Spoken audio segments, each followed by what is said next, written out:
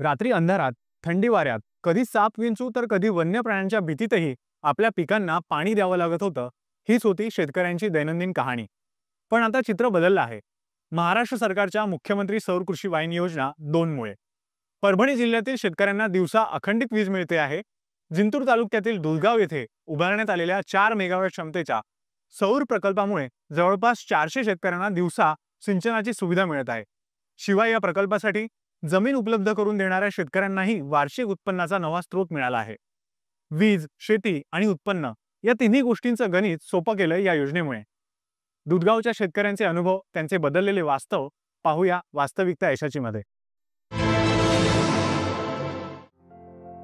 परभणीच्या जिंतूर तालुक्यामधल्या दुधगावच्या शेतकऱ्यांना रात्रीच्या वेळी पिकांना पाणी देण्यासाठी अनेक अडचणींचा सामना करावा लागत होता.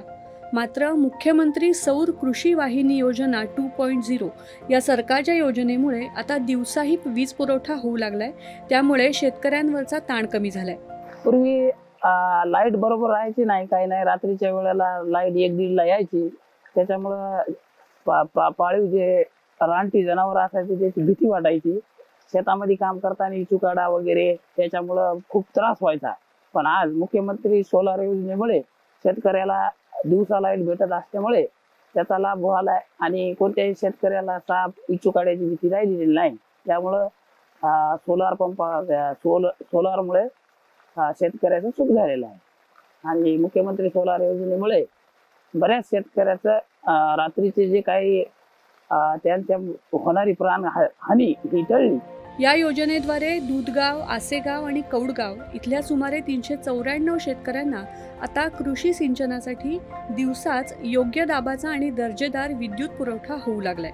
दुधगाव येथे 4 मेगावॅटचा सौर प्रकल्प आपण मुख्यमंत्री सौर योजनेअंतर्गत इथे स्थापित झाला आहे. आणि इथे आसपासच्या आसेगाव, कोडगाव आणि दुधगाव सुमारे 400 शेतकऱ्यांना दिवसा वीज पुरवठा सुरळीतपणे होत आहे. त्यांचा दिवसा शेतकऱ्यांना वीज पुरवठ्याचा लाभ होत आहे.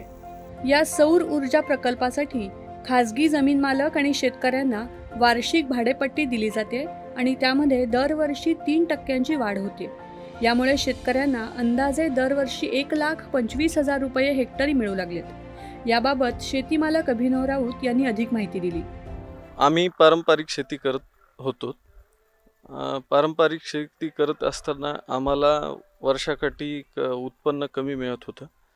त्या कारणास्तव आम्हाला मुख्यमंत्री सौर कृषी वाहिनी योजनेची माहिती पडली व आम्ही मुख्यमंत्री सौर कृषी वाहिनी योजनेअंतर्गत आमची जमीन, आमच्या 25 एकर जमिनीपैकी 16 एकर जमीन त्यांना भाडेतत्वावरती दिली. आम्हाला ते हेक्टरी 1.25 लाख रुपये मोबदला देत आहेत. या कल्याणकारी योजनेचं लोकार्पण पालकमंत्री आणि ऊर्जा राज्यमंत्री मेघना साकोरे बोर्डीकर यांच्या हस्ते झालं.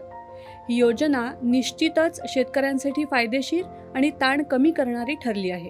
दूरदर्शन बातम्यांसाठी सुदर्शन चापके, परभणी.